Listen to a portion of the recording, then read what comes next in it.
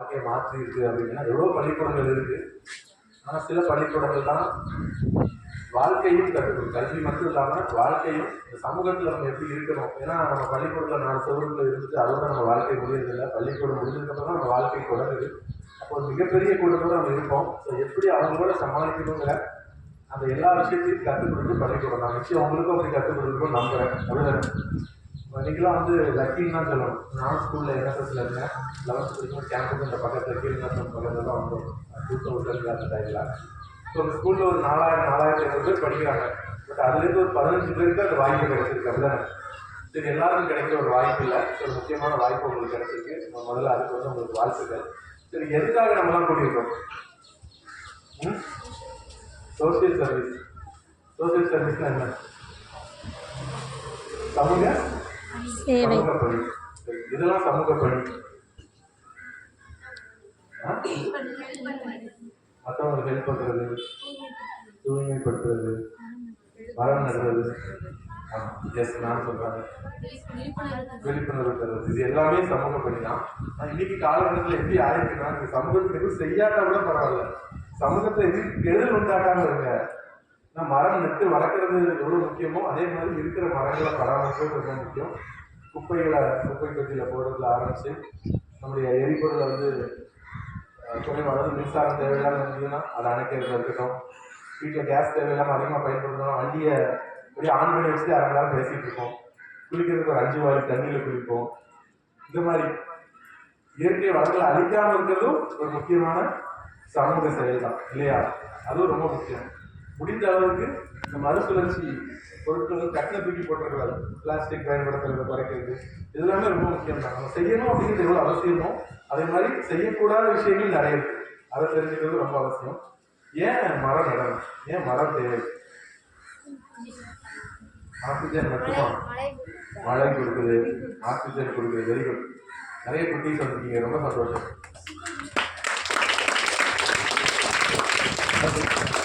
ஒரு மரம் வந்து சாதாரணமான விஷயம் கிடையாது. ஒரு ஆலமரம், ஊருக்கு வெளியில் ஆலமரம் நிறைய இருக்கு, பார்த்துருக்கீங்க. ஒரு ஆலமரம் வந்து ஒரு காவல் நிலையத்துக்கு இணையானது அப்படின்னு சொல்லுவாங்க. ஒரு ஆலமரம், ஒரு அரச மரம் ஊருக்கு நிலையில் இருக்கும்போது அது வந்து காவல் நிலையத்துக்கு இணையானது. ஒரு காவல் நிலையம் என்ன பண்ணும்? ஊரில் இருக்கக்கூடிய மக்களுக்கு பிரச்சனை வந்து எப்படி பாதுகாக்கணும், அது அந்த மரங்கள் ஊருக்குள்ள வந்து தேவையில்லாத விஷயங்கள், தேவையில்லாத ஒரு தொற்று நோயோ கிருமியோ நிறைய பாதிப்புகள் வராமல் தடுக்கிறதுக்கு வந்து அந்த மரங்கள் ரொம்ப பயன்படுது. அதனால அந்த காலத்தில் எக்கச்சக்கமான மரங்கள் நட்டு வச்சாங்க இல்லையா? நம்ம பூமி நம்ம எல்லாரும் இன்னைக்கு பேசியிருக்கோம். இப்பவே நம்ம கிளாஸ் படிக்கும்போது நீங்க மிஸ் கூட தெரியல, எனக்கு தெரிஞ்சிருக்கேன், நான் எனக்கு அவங்க நிறைய தெரியுமே அப்படின்னு நம்ம நினைச்சுக்கிறோம். நம்ம ரொம்ப பெரிய ஆள் நினைச்சுக்கிறோம். உண்மையிலேயே பார்த்தீங்கன்னா நம்ம சூரிய குடும்பமே ஒரு துகள் தான் இல்லையா? சூரிய குடும்பம் மாதிரி இப்போ அவங்க பார்த்தீங்கன்னா சின்னதாக ஒரு அட்வர்டைஸ்மெண்ட் பண்ணி சொல்லுவாங்க, பிரம்மாண்டம் மாதிரி. பிரம்மாண்டம் அப்படின்னு சொல்லுவாங்க. பிரம்மாண்டம்ங்கிறது சாதாரண வார்த்தை கிடையாது. ஒரு சின்ன பில்டிங் கிட்ட நம்ம பிரம்மாண்டம் சொல்லியிருக்கோம் இல்லையா? இப்போ மிகப்பெரிய சூரிய குடும்பம், அந்த மாதிரி பல கோடி சூரிய குடும்பம் சேர்ந்தது ஒரு அங்கம். இப்படி பல கோடி இது சேர்ந்தது ஒரு பேரண்டம், அதுக்கும் மேல உள்ளதான் பிரம்மாண்டம். அப்போ சூரிய குடும்பமே அது ஒரு துகள்னா, அப்போ பூமி ஒரு துகள், நம்மளாம் ஒன்றுமே இல்லை. அப்படிதானே? நம்ம என்ன நினைக்கிறோம், எல்லாம் நமக்கு தான் தெரியும், இறைவனை விட நம்ம தான் பெரியார் நினைச்சுக்கிறோம். ஆனால் அது உண்மை இல்லை. அதுதானே நம்மளுடைய உலகம் தோன்றது வந்து 450 கோடி வருஷத்துக்கு முன்னாடி பூமி ஒரு நெருப்பு குளமா வந்து குளிர்ந்து, அதுக்கப்புறமா அது தண்ணி உருவாகி, அப்புறமா மரம் செடி கொடி வந்து விலங்குகள் வந்து மனித இனம் வந்து தோன்றி வரதுக்கு ஒரு 10 லட்சம் வருஷத்துக்கு முன்னாடி தான் மனுஷ இனமே தோன்றுச்சு இல்லையா? அதுக்கு முன்னாடி எல்லாம் மற்ற உயிர்கள் வந்து இருந்துச்சு. அப்போ நாம வந்து என்ன பண்றோம், நமக்கு முன்னாடியே இந்த உலகத்தில் இருந்த எல்லா விஷயங்களையும் நம்ம அழிக்கிறோம். அதுதானே மனிதன் போர்ல, மனிதனுடைய ஆயுதங்களால் போர்ல அழிந்த மிகப்பெரிய விஷயம் என்ன அப்படின்னா, நம்மளால நினைச்சிருக்கோம் நிறைய விலங்குகள், நிறைய உயிர்கள். அதை தாண்டி நம்ம மனிதர்களால் கண்டுபிடிக்கப்பட்ட ஆயுதங்களால் அதிகம் அழிஞ்சது மரங்கள் தான். அவ்வளோ மரங்களை நம்ம வந்து அழிச்சிருக்கோம். 2 மரங்கள் கிடையாது. எல்லாருக்குமே ஒரு மரம் வாய்ப்பு கிடைச்சது. இப்போ நமக்கு மரத்துடைய சிறப்பு என்ன அப்படின்னு சொல்றதா இருந்தா, ஒரு மரம் வெறும் மரம் கிடையாது. நீங்க ஒரு மரத்தை வச்சுட்டு போயிருவீங்க, வெறும் ஆக்சிஜன் மட்டுமா? அது நிழல் கொடுக்குது. நீங்க மனசு வந்து மனசு கஷ்டமா இருக்கிற நேரத்தில் நீங்க மரத்து பக்கத்துல உட்கார்ந்து பாருங்க, அவ்வளோ ஒரு சந்தோஷம் உங்களுக்கு கிடைக்கும். இன்னும் சொல்ல போனா மரங்கள்லாம் அந்த மூதாதைகள் மாதிரி. அப்படிதானே? ஒரு மரம் இருக்குன்னா நம்ம தாத்தா பாட்டி அவங்களாம் வந்து மரத்துடைய நிழல் இருந்திருப்பாங்க, நிறைய விஷயங்களை பேசியிருப்பாங்க. என்ன சொல்றாங்க, ஒரு ஆய்வுல நம்ம வந்து மரங்கள் கூட செடிகள் கூட நம்ம பேசணும் அப்படின்னா 2 செடி இருக்கு, நெட் வச்சிருக்கீங்க. அது அந்த செடி பக்கத்துல இருந்து நீங்க பேசுனீங்க அப்படின்னா அந்த பேசாத செடியோட நீங்க பேசுற செடியோட க்ரோத் நல்லா இருக்குன்னு சொல்றோம். இப்போ மரங்களுக்கு உயிர் இருக்குல்ல, அப்படிதானே? நம்ம வந்து யானை நினைக்கிற சாதாரணம். ஒரு யானை தன் வாழ்நாளில் குறைந்தபட்சம் 10,000 மரங்கள் நடக்கலாம். யானை பார்த்துருப்பீங்க நீங்க. யானை வந்து காட்டுல வந்து பாத்தீங்கன்னா ஒரு நாளைக்கு நம்மளுக்கு வெயிட்டா இருக்கு, நகரவே நகர சோம்பேறித்தனமா உட்காந்துருக்கு நினைச்சிட்டு இருக்கோம், அப்படிதானே? அப்படி கிடையாது. யானை வந்து ஒரு நாளைக்கு 11 கிலோமீட்டர் டிராவல் பண்ணும். அப்ப அந்த யானை போற இடத்துலலாம் என்ன பண்ணுமா, காட்டு விலங்குகளுக்குலாம் யானை தான் தண்ணி கொடுக்கும்.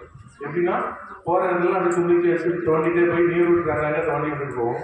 சாப்பிடும், இலை தலையெல்லாம் சாப்பிட்டு சாணி அங்கங்க போட்டுட்டே போகல. அதுதான் விதை பரவல் ஏற்பட்டு ஏகப்பட்ட செடி கொடிகள் காடு பரவலுக்கு யானை ஒரு முக்கியமான காரணம். தன்னுடைய வாழ்நாளில் 10,000 மரங்கள் நடலாம். நம்மளாம் நம்ம வாழ்நாள் எத்தனை மரம் நட்டுருக்கோம்? நம்ம சொல்றோம் நிறைய மரம் நட்டு வைக்கிறோம்னு சொல்றோம். ஆனா அதுக்கப்புறம் அந்த மரம் வளர்ந்துச்சா நம்ம செக் பண்றோமா? ஒரு 3 months முன்னாடி உங்க ஸ்கூல்ல வந்து நான் ஒரு 8 மரம் கொடுத்துருக்கேன். ஒரு 8 பேர் அதுக்கு நாமினேட் பண்ணியிருக்கோம். அவங்க எல்லாரும் அடுத்த வருஷம் அந்த மரத்துல யாருடைய மரம் நல்லா வளர்ந்துருக்கோ அவங்களுக்கு ஒரு ப்ரைஸ் கொடுக்கணும்னு அனௌன்ஸ் பண்ணுவோம். நம்ம நட்டு வச்சதோட முடிச்சிடும், அந்த பக்கம் போறதே இல்லை. நான் ஸ்கூல் படிக்கும் போது எங்க ஸ்கூல்ல நாங்கள் நட்டு வச்ச மரம் இன்னைக்கும் இருக்கு. அப்பப்போ போய் பார்ப்போம். அது பார்க்கும்போது சந்தோஷமா இருக்கும், சரி நம்ம வளர்த்த மரம் அப்படின்னு சொல்லி. அப்போ அந்த மரம் வந்து வளர்றது வந்து ரொம்ப முக்கியம். நம்ம நட்டு வச்சிருக்கோம், நட்டு வச்சதுக்கப்புறம் அதை வந்து பார்க்கறது இல்லை. வங்காரி மத்தாயின்னு ஒரு லேடி இருக்காங்க, யாராவது கேள்விப்பட்டிருக்கீங்களாங்களா? வங்காரி மத்தாய் சொல்லிட்டு கென்யாவை சேர்ந்தவங்க. கென்யாவில் என்ன இருக்குன்னா பெண்கள்லாம் தண்ணிக்கு பல கிலோமீட்டர் தூரம் குடத்தை தூக்கிட்டு போக வேண்டிய சூழல் ஏற்படுது. ரொம்ப தூரம் போய் தான் தண்ணி எடுத்துக்க வேண்டியது. அப்போ நீங்க இவ்வளவு தூரம் போறீங்க, நம்ம ஊருக்கு காடா இருக்கு, நம்ம கொஞ்சம் மரம் நட்டு வச்சா எங்களுக்கே தண்ணி கஷ்டமா இருக்கு, மரம் நட்டு வச்சா என்ன பண்றதுன்னு. அதெல்லாம் ஒன்றும் பிரச்சனை இல்லை, கொஞ்சம் தண்ணியை ஊட்டி விடுங்க, அதுவா வளர்ந்தோம்னு சொல்லி அவங்களாம் ஊக்கப்படுத்தி 1 கோடி மரங்களை நட்டுருக்காங்க கென்யாவில். கென்யாவிலே பசுமையாக குறிப்பிட்ட ஏரியாவிலே பசுமையாகிற அளவுக்கு மரங்களை நட்டாங்க. கூகுள்ல போய் தேடி பாருங்க, வங்காரி மத்தாய்னா நிறைய அவங்க பற்றி தகவல் வரும். அவங்களுக்கு அமைதிக்கான நோபல் பரிசு கொடுத்தாங்க. சாதாரணமான ஒரு பெண்மணி தான். அவங்க ஊர்ல இருக்கக்கூடிய கிராமத்தில் இருக்கக்கூடிய மக்களுக்கு தண்ணி கஷ்டம். இப்போ அந்த ஊர்ல நல்ல மரம் செடியாக வளர்ந்து இப்போ அங்கே நல்ல தண்ணி இருக்கு. நம்ம நினைக்கிறோம் மரம் வந்து வைக்கிறது வந்து வெறும் நம்ம ஊருக்கு மட்டும்தான் பயன்படுறது இல்லை. நம்ம மேற்கு தொடர்ச்சி மலையில ஒரு குறிப்பிட்ட பகுதியில ஜப்பான் நாட்டில இருந்து நிதியுதவி கொடுத்து மரம் வளர்த்துருக்காங்க. எதுக்குன்னா அந்த மரங்கள் ஜப்பான் நாட்டுடைய ஒரு பர்டிகுலரான மான்சூனை வந்து டிசைட் பண்ணுது. அங்க இருக்கக்கூடிய ஒரு முக்கியமான மான்சூனுக்கு இந்த மரங்களுடைய சப்போர்ட் பண்ணலாம். அதனால இங்கே அவங்க ஃபண்ட் பண்ணி மரங்கள் வளர்த்துருக்காங்க. ஸோ எல்லாருக்குமே நீங்களாம் ஃபாரஸ்ட்லேயே கிராமத்தில் இருக்கீங்க, அவங்களுக்கு நிறைய மரங்கள் இருக்கும். சிட்டி சைடு மரங்கள் குறைஞ்சிட்டே இருக்கு. நம்ம ஸ்கூல்ல நிறைய மரங்கள் இருக்கும். எல்லாரும் எதுவுமே ஈஸியாக சொல்லிடுவாங்க, எனக்கு மரம் நடணும்னு ஆசை தான். கல்யாண வீட்டுல மரம் கொடுக்காங்க, எல்லாருக்கும் தாமரத்தில் ஒரு மரம் கொடுப்பாங்க. அப்படியே வாங்குற ஆசையை எனக்கு 2 மரம் 3 மரம் 4 மரம் வாங்குறது. போகிற வீட்லேயே எல்லாம் செஞ்சு அப்படின்னு போயிடும். அப்புறம் அக்கா நீ ஒன்று தங்கச்சி நீ ஒன்று வச்சுக்கணும். கடைசியில் வீட்டில் போய் நம்ம ஈஸியாக என்ன சொல்லிடுவோம்னா, மரம் வளர்னா எனக்கு ஆசை தான், எனக்கு சொந்த வீடே இல்லை, நான் அப்படி எப்படி மரம் வளர்க்குறது, நாங்கள் வாடகை தாய் வீட்டு போயிட்டு எப்படி மரம் வளர்க்குறது அப்படின்னு நினைக்கிறோம். நீங்கள் வந்து கூகுளில் தேடி பண்ண மான்ஜின்னு ஒருத்தர் ஒரு படமே இருக்கு. அவர் வந்து ஒரு காடையே உருவாக்கியிருக்காரு. 1 மரம் 2 மரம் இல்லை, ஒரு காடையே உருவாக்கியிருக்காரு. அந்த காட்டுக்கு அவருக்கு சம்மந்தம் கிடையாது. அவர் ஊருக்கு ஒதுக்குறமா ஒரு இடம் வந்திருக்கு. அங்கே முன்னாடிலாம் நிறைய விலங்குகள் பறவைகள்லாம் வந்திருக்கு. இப்போ அதெல்லாம் வராமல் இருந்திருக்காரு. ஏன் வரலன்னு யோசிச்சிருக்காரு. இவராக போய் போய் போய் வர நட்டு நட்டு நட்டு நட்டு நட்டு நட்டு நட்டு நட்டு கடைசியில் ஒரு 10-15 வருஷம் கழிச்சு பார்த்தா ஒரு புது காடு.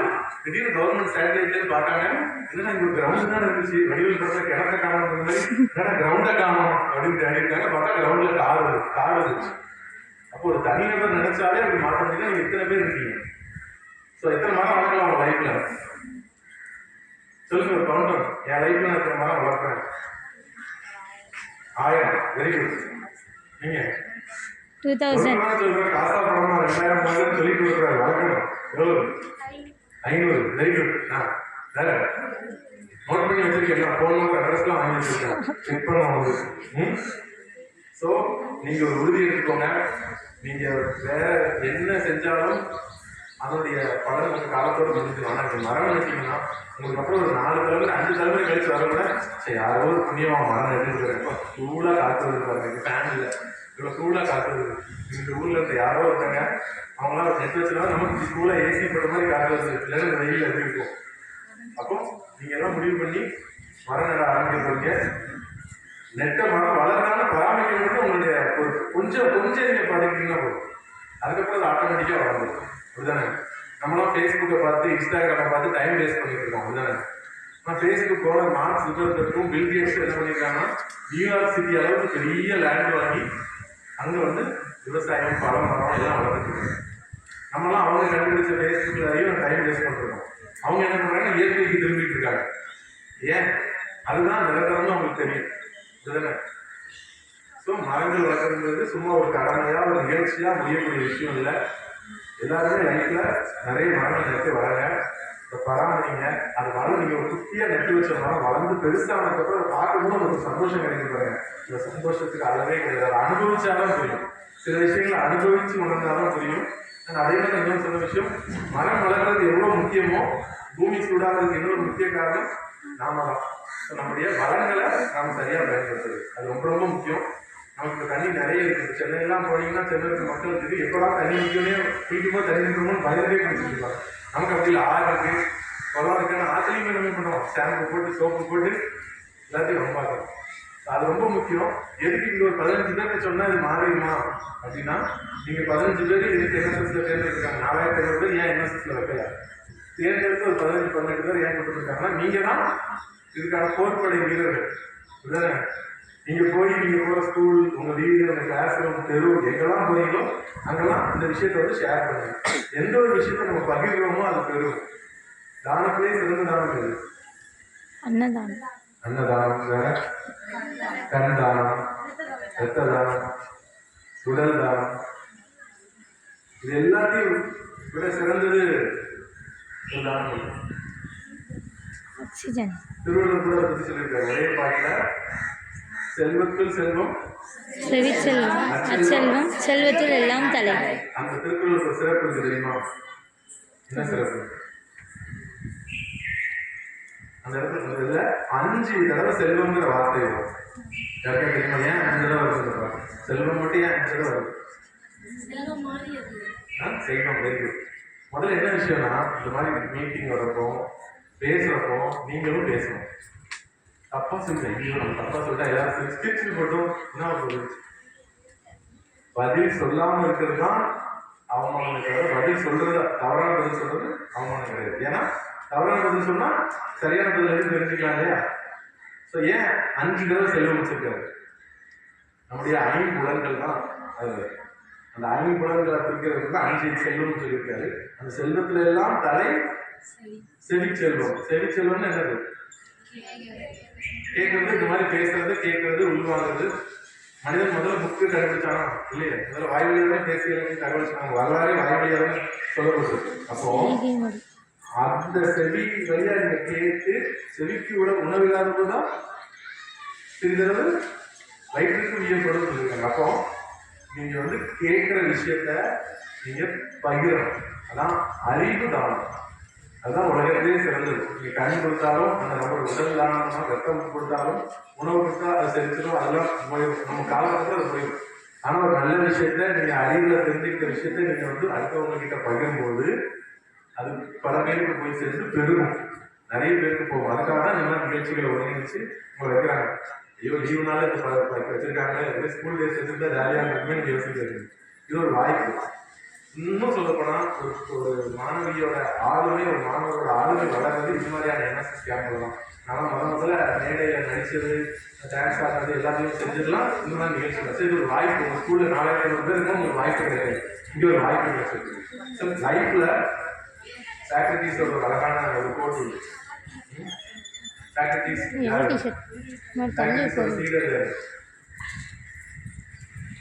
பிளாட்டோ, அவரோட சீடர் அரிஸ்டாட்டில், அரிஸ்டாட்டிலோட சீடர் அலெக்சாண்டர் தி கிரேட். உலகத்தையே அலெக்சாண்டர் வந்து உலகத்தை யாரும் பல பேர் சாக்ரட்டிஸ் ஒரு அழகான கோட் சொல்லுவாரு. இந்த உலகத்தில் நீ சந்திக்கும் ஒவ்வொரு மனிதனிடமும் நீ கற்றுக்கொள்ள ஏதாவது ஒரு விஷயம் இருக்கும். அதை கற்றுக்கொள்ள தவறிவிட்டால் இழப்பு உனக்கு தான். யாரும் வந்து எதையும் சொல்லிக் கொடுக்க மாட்டாங்க. ஃபாதர் வந்திருக்காங்க, மேம் இருக்காங்க, நீ கிளாஸ்ல வந்து மேம் ஏதாவது டவுட் கேட்க மாதிரி அவங்க டைம் இருக்காது. படிங்க முடிங்கன்னு சொல்லிருப்பாங்க. ஃப்ரீயாக இருக்காங்க, நிறைய விஷயம் நீங்கள் பேசலாம், தெரிஞ்சுக்கலாம். எப்படி மேம் நீங்கள் மிஸ் ஆனீங்க, எப்படி நீங்கள் படிச்சீங்க, எனக்கு டீச்சர் ஆகும், என்ன ஆகும் டிஸ்கஸ் பண்ணும் இல்லையா? கடவுள் எதுக்கு வாய் கொடுத்துருக்காரு? பேசி நம்ம தேவையில்லாதெல்லாம் பேசுவோம். அந்த கிளாஸ் இந்த பிள்ளை இருக்காங்க, இப்படி பண்ணாலும் அப்படின்னு பேசுவாங்க, வேணுங்கிறத பேச மாட்டோம் இல்லையா? ஸோ உங்களுக்கு கிடைக்கக்கூடிய மிகப்பெரிய வாய்ப்பு இந்த மாதிரியான நிகழ்ச்சிகள். இதை நிறைய விஷயங்களை தெரிஞ்சுக்கோங்க, கற்றுக்கோங்க. நீங்களே வாலண்டியராக வந்து பொதுவாக இந்த மாதிரி நிகழ்ச்சி இருக்கும்போது முன்ன வந்து சொல்றப்ப நிறைய பேர் வரமாட்டாங்க. முன்ன வரணும். எப்பொழுது எதுக்கு முன்னே வர ஆரம்பிங்களோ அப்பதான் வாழ்க்கையில முன்னே போக ஆரம்பிக்கும். லாஸ்ட் பெஞ்ச்லேயே சும்மா சொல்லுவாங்க, லாஸ்ட் பெஞ்சில் இருக்கவங்க ஓனர் ஆகுவாங்க, ஃபஸ்ட் பெஞ்சில் இருக்கவங்க அவங்க வேலைக்கு போவாங்க. அதெல்லாம் உண்மை கிடையாது. எந்த பெஞ்சில் இருக்கிறது முக்கியம் இல்லை, அங்கேருந்து என்ன பண்ணுறோன்றது ரொம்ப முக்கியம். அப்படிதானே?